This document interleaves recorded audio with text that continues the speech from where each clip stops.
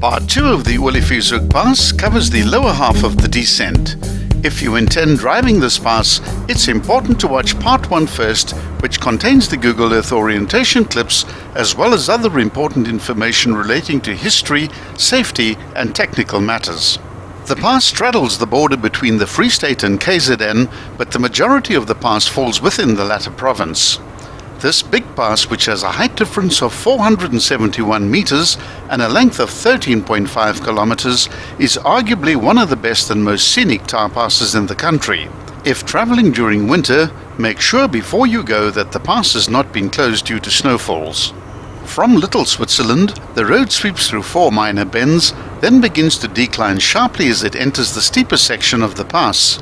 Highlighted along the skyline directly in front of you at this point is a long ridge formed by the Drakensberg-Maluti Mountains, which form the border between South Africa and Lesotho. The prominent square high point diagonally to your right is Sentinel Peak, close to the R74 area.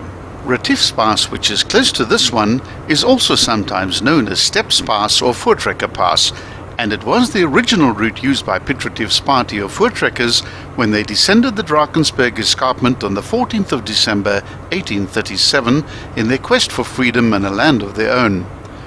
The group consisted of 66 wagons, and these were the first wheeled vehicles ever to enter what is now known as KwaZulu-Natal.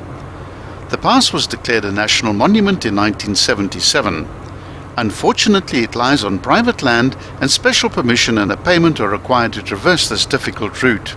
Located next to the summit of Retief's Pass is a life-size statue of the Kaalvoet Vrou or barefoot woman.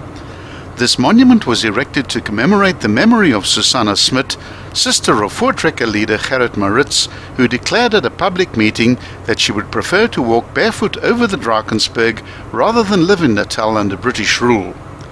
Ironically, she died in Pietermaritzburg in 1843, just after British annexation, before she could carry out her threat.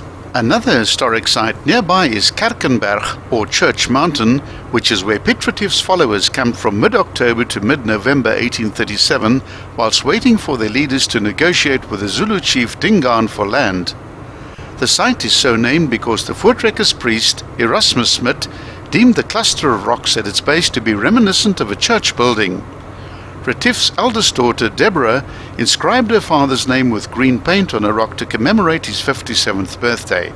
At the 12.3 kilometer mark, the road bends through 60 degrees, then drops down into a short straight before turning back through another double apex left-hander. The pass ends with a short straight, which terminates at the crossing of a small stream.